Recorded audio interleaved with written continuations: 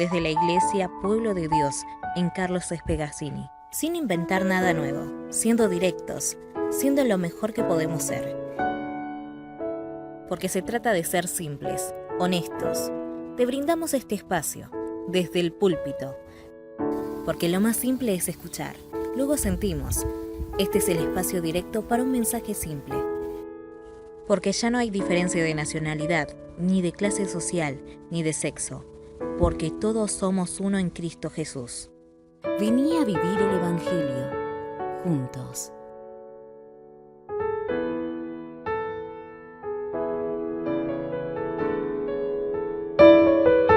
Bien, buen día a todos, bienvenidos a la gente que nos está mirando a través de la red, también a través de YouTube, que nos está mirando a través de Facebook. Bueno, bienvenidos también. No, ninguno de nosotros vive eso. Entonces digo, todas esas cosas pueden estar buenas, pueden tener un mensaje cristiano, obviamente, nadie está diciendo lo contrario, pero no nos identifican. Entonces, lo que tenemos que hacer es buscar un mensaje que nos identifique a nosotros como latinoamericanos. Y dentro de lo que es ser latinoamericano, ser argentino.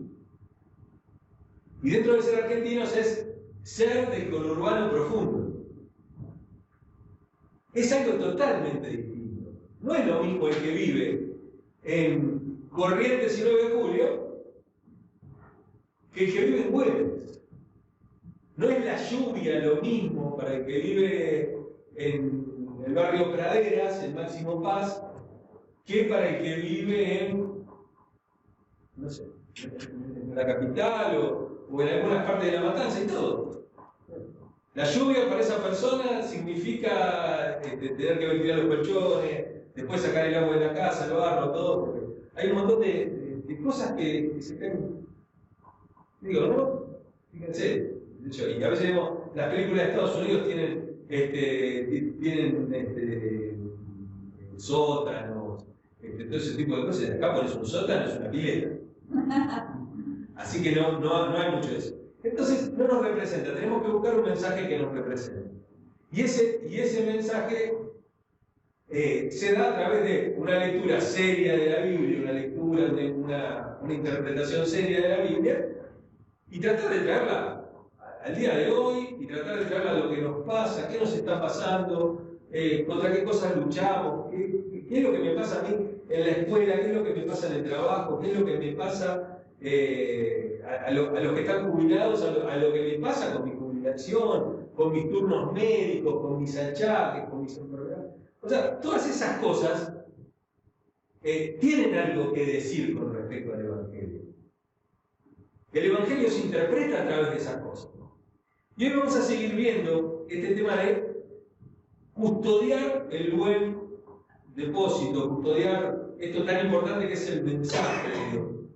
¿No es cierto? Estamos viendo en la segunda epístola de Timoteo, capítulo 1. Y vimos la semana pasada el encargo que teníamos de defender el Evangelio. Y vimos que todos somos enviados apostólicos, ¿verdad? No hace falta tener el título de apóstol, no hace falta, el título no da nada. Hablamos de los reconocimientos. Uno no es lo que dicen que es, sino lo que hace. Uno no es pastor porque alguien dice que es pastor. Uno es pastor porque pastorea. Uno es cristiano no porque lo diga en un certificado de bautismo, sino porque se comporta como Cristo, porque es un seguidor de Cristo, porque es alguien que está con Jesús. Y dijimos que nuestras experiencias tienen suma validez, y que somos llamados a tener un propósito, ¿no? A tener un propósito. Y yo quiero hablarles del versículo 2 al 8 de 2 Timoteo, capítulo 1. Pablo, apóstol de Cristo Jesús por la voluntad de Dios, según la promesa de vida que tenemos en Cristo Jesús. A mi querido hijo Timoteo, que Dios el Padre y Cristo Jesús nuestro Señor te concedan gracia, misericordia y paz. Al recordarte de día y noche en mis oraciones, siempre doy gracias a Dios a quien sirvo con una conciencia limpia, como lo hicieron mis antepasados, y al acordarme de tus lágrimas, anhelo verte para llenarme de alegría. Traigo a la memoria tu fe sincera, la cual animó primero a tu abuela Loida y a tu madre Eunice, y ahora te anima a ti. De eso estoy convencido. Por eso te recomiendo que avives la llama del don de Dios que recibiste cuando te impuse las manos, pues Dios no nos ha dado un espíritu de timidez, sino de poder, de amor y de dominio propio. Así que no te avergüences de dar testimonio de nuestro Señor, ni tampoco de mí, que por su causa soy prisionero. Al contrario, tú también con el poder de Dios debes soportar sufrimientos por el Evangelio, pues Dios nos salvó y nos llamó a una vida santa, no por nuestras propias obras, sino por su propia determinación y gracia. Nos concedió este favor en Cristo Jesús antes del comienzo del tiempo.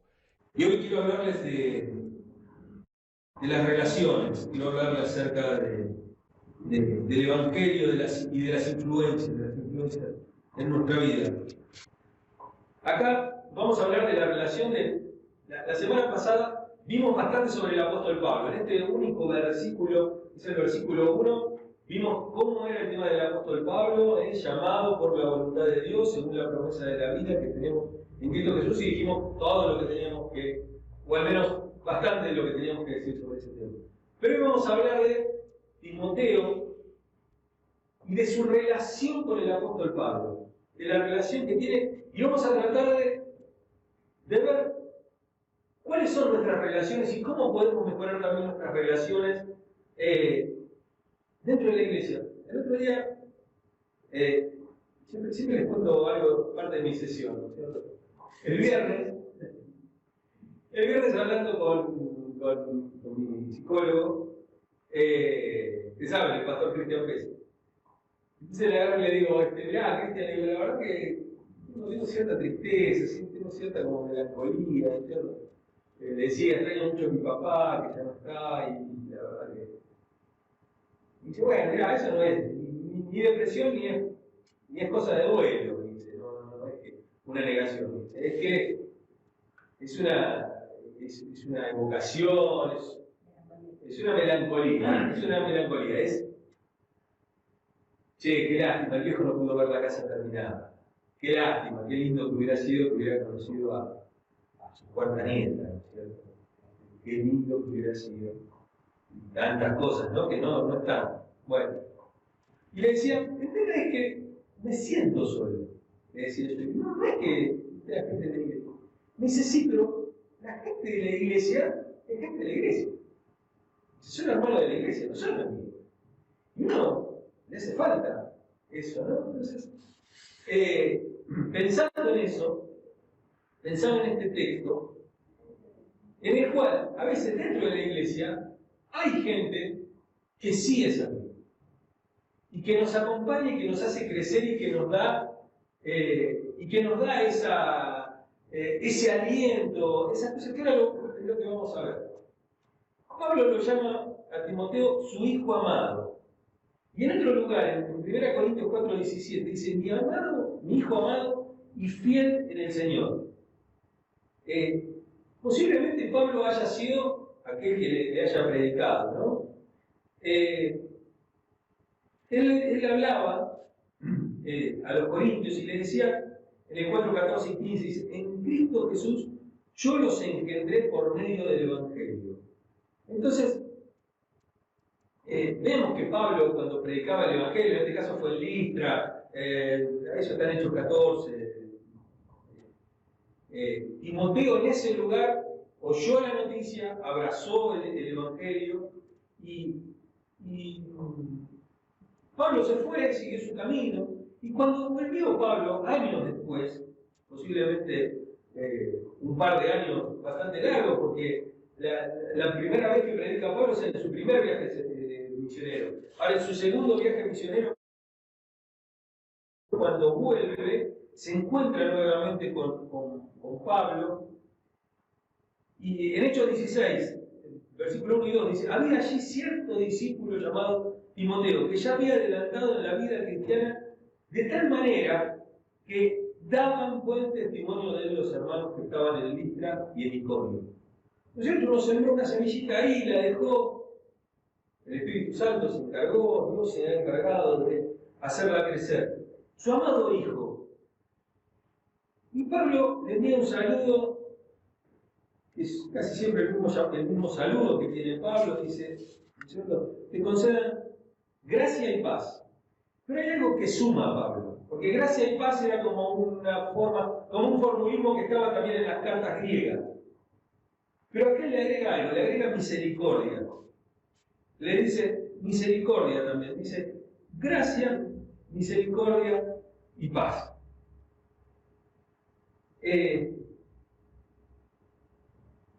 Y este saludo de Pablo no es porque sí, está lleno de un contenido teológico, de un contenido tan importante para cada uno de nosotros, porque primero nos dice mucho acerca de la posición que tiene el hombre fuera de Cristo. La persona que está perdida, totalmente perdida. Nos habla también del gran amor que Dios tiene para con nosotros. Y nos habla de gracia. Dice, bueno, la gracia es la bondad de Dios para con los que no la merecen. Acuérdense, la gracia es gratis y merecida. Nadie puede ganarse la gracia, porque la gracia es gratis.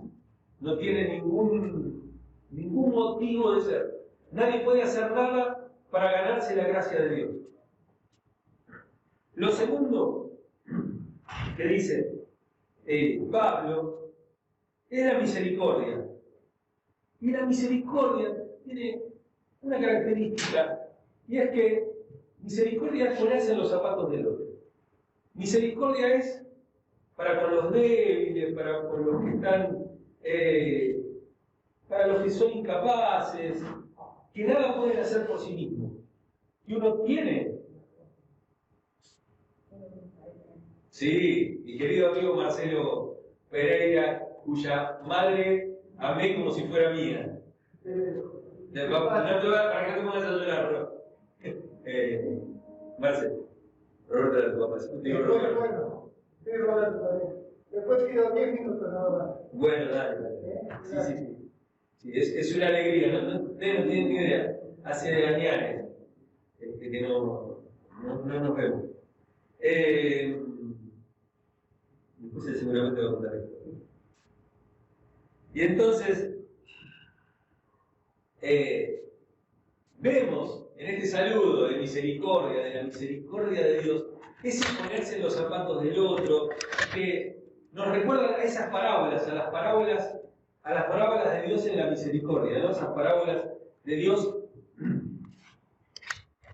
por ejemplo, la del buen samaritano, o tal vez la del rey que tiene el siervo que no puede pagar la deuda.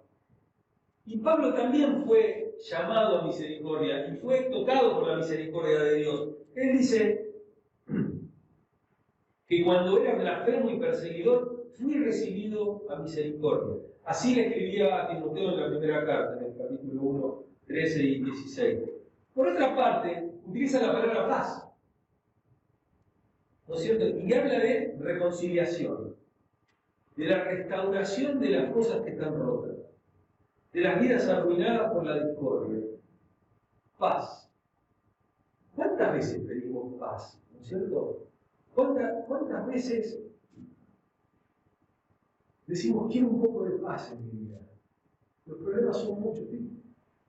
Uno a veces no se quiere pelear con la gente, porque a veces uno a veces trata de ni siquiera hablar,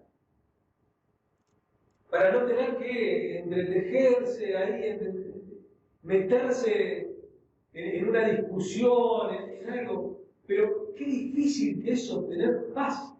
Qué difícil que es obtener paz en una sociedad que mira tanto su ombligo. Es muy difícil obtener paz. El otro día yo lo hablaba con alguien, no me acuerdo con quién era que estaba hablando, y me decía que me gustaban mucho los ruidos de la gente. Digo, bueno, pero ese sería un trabajo propio sobre todo de la municipalidad. Digo, donde no te tienen que meter en la presión a vos de vos tener que ir a decirle al vecino. ¿No es cierto? Pasa la policía una vez, con la música alta, te dice, señor, baje la música, que no pase los límites de su casa. Pasa una segunda vez, la tercera te secuestra. Te secuestra y te encaja una multa. Listo, ya está. Bueno, pero habiendo tantas cosas para hacer, la paz empieza con pequeñas cosas, con pequeños actos. Y la falta de paz también. La guerra empieza con pequeñas ofensas que se van sumando. Ustedes saben cómo empezó todo el Medio Oriente, ¿no? Medio Oriente fue así.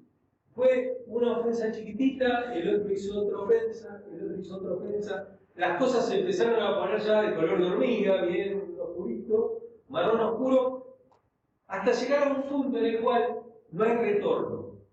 No hay retorno, no hay lugar para la paz. Entonces necesitamos que la paz sea desde el principio. Y si no es desde el principio la paz, tenemos que recurrir a la paz de Dios. Tenemos que unirnos en Dios para buscar esa fuente de donde fluye esta triple corriente benéfica que tenemos, ¿no? De gracia, paz y misericordia. Y dice Pablo, con respecto a Timoteo, dice, sin cesar me acuerdo de ti en mis oraciones. En el versículo 3. Dice que, acordándome de tus lágrimas, trayendo a la memoria la fe no fingida que hay en ti, y cada vez que me acuerdo de ti, doy gracias a Dios. Dios había hecho de Timoteo lo que Timoteo era. Timoteo no era un apóstol como Pablo, si bien era un enviado apostólico, era un ministro cristiano, era un misionero, un delegado. Dios había estado obrando en la vida para hacer todo esto. Y hoy voy a tocar solamente dos cosas por las cuales fue influenciado Timoteo. Lo primero es cómo fue criado. La importancia de la crianza de la fe. No, bueno, yo lo dejo a mis hijos, que mis hijos después hagan lo que quieran. Que mis hijos después hagan lo que quieran. Yo los dejo y después que elijan. No les doy bolilla. Después yo los dejo. Dice el apóstol Pablo sobre Timoteo, habla de sus mayores, literalmente, sus antepasados, la madre y la abuela de Timoteo. Se andan buscando nombres para las mujeres, Loida y Eunice. Como familia a veces, como familias cristianas, nos fijamos tanto en las influencias de afuera, en esas influencias, no, que no se junte con él, que no se junte con aquel, que va a pasar, que todo, que nos olvidamos de nuestra propia influencia, de la influencia que nosotros tenemos que tener. La mayor influencia formativa de una persona son sus padres. Ve al hijo, ve al padre. Si tu hijo es de una manera, bueno, el padre debe haber sido más o menos parecido, la madre. Y no solamente eso, y Pablo no se cierra solamente ahí, dice, sus abuelos. Y acá podría hablar de la mamá de Marcelo, de nuestra hermana, de cómo llevaba a su nieta a la iglesia. ¿Cierto? Papá no iba, mamá no iba. Pero la nena sí, pues la llevaba a la abuela. Pero la llevaba a la abuela. La influencia que tenemos sobre nuestros nietos. No, nosotros no nos queremos meter con nuestros nietos porque nuestros hijos se enojarían con nosotros. Si es el precio que hay que pagar, con gusto pago, ¿no? ¿Cuánto se le debe, muchachos? No, yo a mis hijos no les hablo porque a ellos no les gusta. Es mi fe. Es lo que soy. ¿Por qué no debería hablarlo? Es verdad que ninguno va a heredar ni la fe ni nada de eso. Dicen que Dios no tiene nietos, tiene hijos, ¿no es cierto? Y que esos hijos son hijos engendrados por el Espíritu. Pero el niño tiene que ser guiado a la fe por la enseñanza. Y no solamente la enseñanza, sino el ejemplo constante. Mostrarlo como es y las oraciones de su Padre. Cubrir a nuestros hijos con la oración. Orar por ellos. Orar por ellos, tenerlos en cuenta. En el caso de Timoteo, Timoteo era hijo de un matrimonio mixto. ¿Te recuerdan? padre pagano, madre judía, convertida en cristiana. Pero Eunice era una creyente judía que había abrazado la fe del cristianismo. Lo mismo anterior, parece que fuera anterior, la abuela Loida también se había convertido. Y habla de esa fe no fingida de 3 generaciones. Hay tres generaciones de fe no fingida. Fíjense lo que uno engendra, ¿no? Lo que uno hace por su familia. Dice que desde la niñez había sabido las Sagradas Escrituras. Esto está en 3:15. Estas dos mujeres, Eunice y Loida, lo habían instruido en el Antiguo Testamento, obviamente, porque no está escrito todavía en el Nuevo Testamento en esta época, pero que desde chiquito le habían enseñado. Y Calvino a todo esto habla en el comentario que hizo sobre la carta a Timoteo, dice, habla de Timoteo y dice, criado en su infancia de tal forma que podía mamar la piedad junto con la leche de su madre. Y primera Timoteo 4:6 dice que Timoteo fue nutrido con las palabras de la fe. Fíjense esta cosa. Y dice, Timoteo tenía las mismas características que él, que era su amigo, ¿no? Que servía a Dios con limpia conciencia. Así que, volviendo a Timoteo, decimos que la primera influencia fue la crianza de su madre, de su abuela, que eran creyentes sinceras y que le habían enseñado. Lo segundo, la amistad espiritual. La amistad de los hermanos de la iglesia, de los hermanos, de los amigos que tienen nuestra misma fe. Y después de nuestros padres, aquellos que forman nuestro carácter y que forman nuestra personalidad son nuestros amigos. Somos la gente que nos juntamos. Timoteo tenía en Pablo un amigo excelente. Tenía un amigo excelente y era aparte su maestro. No solamente lo había guiado a Cristo, sino que aparte de haberlo llevado a Cristo, porque muchas veces pasa esto. Nosotros traemos a las personas a Cristo. Y por eso olvidar. Bueno, ya lo pusimos en el lugar donde lo teníamos que poner. Ya están adentro de la iglesia, porque ustedes saben cómo pienso de ese tema. No, la cosa no está en venir a la iglesia, no está en traer a la gente a la iglesia como fin mismo. Venir a la iglesia tiene que ser una consecuencia de una vida de fe. No es que, yo hasta que no lo lleve a la iglesia no paro. Bueno, pero mientras tanto hay que seguirlo discipulando. Pero después lo discipulan en la iglesia. No. El discipulado empieza con mi amistad. El discipulado empieza ahí. Y continúa el discipulado después en la iglesia. Y a consecuencia de ese discipulado que vos hiciste fuera de la iglesia, esa persona va a venir a la iglesia. Dice que Pablo se acordaba de él constantemente. Constantemente lo está diciendo aparte, en todo el pasaje. También lo había llevado en sus viajes. Y al despedirse la última vez, Timoteo había llorado desconsoladamente porque se estaba separando de Pablo. Ahora Pablo dice, al recordarme de tus lágrimas, porque cuando habla de las lágrimas, son las lágrimas de Timoteo, Pablo deseaba volver a ver para llenarse de gozo, para llenarse de alegría. Pero, mientras esto no ocurría, él oraba constantemente por Timoteo. Y no solamente eso, sino que le escribía cartas, lo aconsejaba, lo estimulaba, lo alentaba a seguir adelante, por medio de las cartas. Hoy podríamos decir por medio de los mensajitos de WhatsApp.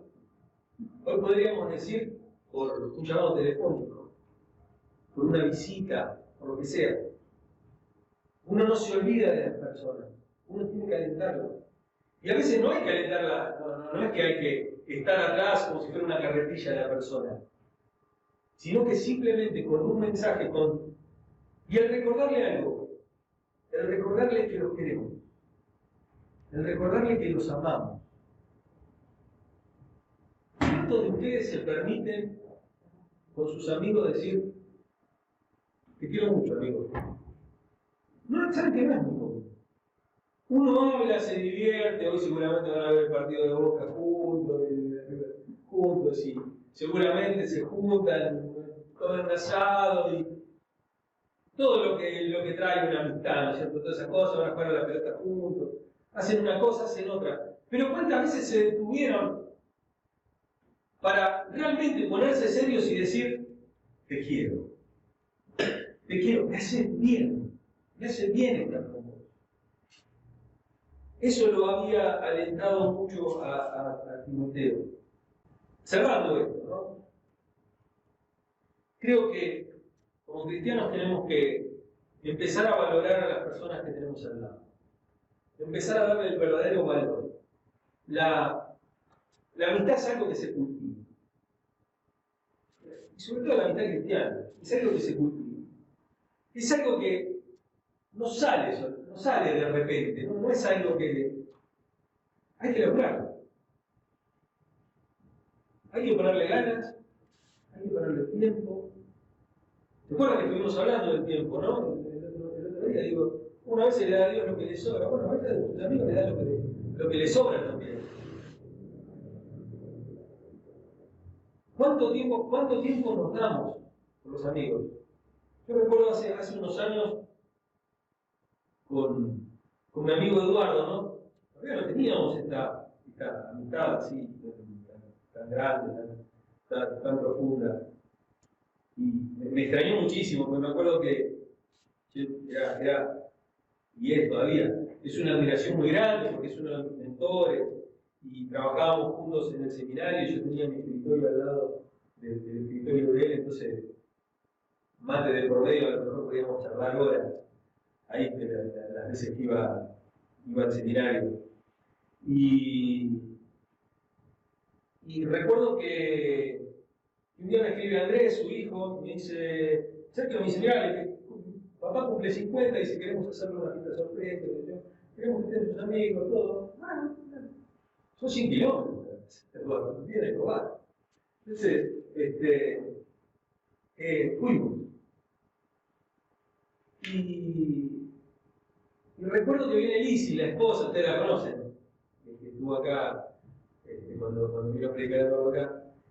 Y me dice, Sergio, me dice, ¿no sabes la alegría que es para Eduardo que su mejor amigo, yo me pregunto su mejor amigo y que, wow, no me creía tanto. Eso es lo importante que es para él. Y dije, bueno, él me considera su amigo. Su mejor, ¿no? Porque, viste, creo que los mejores amigos son un día es uno, otro día es otro. Y aparte uno termina lastimando al otro, porque dice, tanto que hice yo no es mi mejor amigo.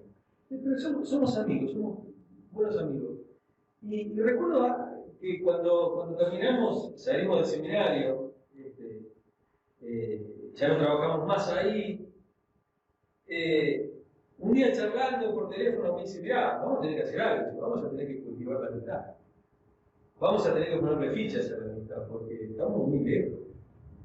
Estamos muy lejos, y si no sacrificamos un poquito de tiempo, si no nos llamamos por teléfono, si no nos mandamos mensajes, si no hacemos esto, la amistad se va a enfriar. Y es así que lo tratamos de hacer, cada tanto, y a veces son palabras muy cortitas, como esto que le digo yo, es decirle, amigo, no te olvides que yo te quiero. Que hay alguien acá en Máximo Paz que te quiere. Y que extraña hablar con vos. Cada uno de nosotros, ¿cómo podría hacer eso? ¿Cómo puede cultivar la amistad? ¿Cómo puede cultivar influencias sanas para realmente ser cristianos que tengan una fe no fingida como la que tenía Timoteo? Esto también es parte de guardar el mensaje. Esto es parte también de guardar el Evangelio.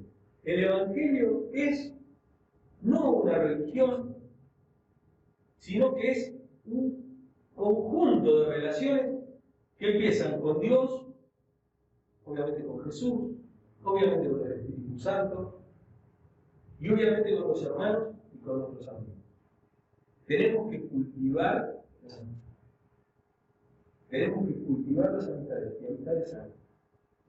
De la prédica de hoy nos queda, ojo de no descuidar la influencia que tenemos sobre nuestros hijos, ojo de no descuidar la influencia que tenemos sobre nuestros nietos, y ojo con no descuidar la influencia que tenemos sobre nuestros amigos. Todo se trata de influencia.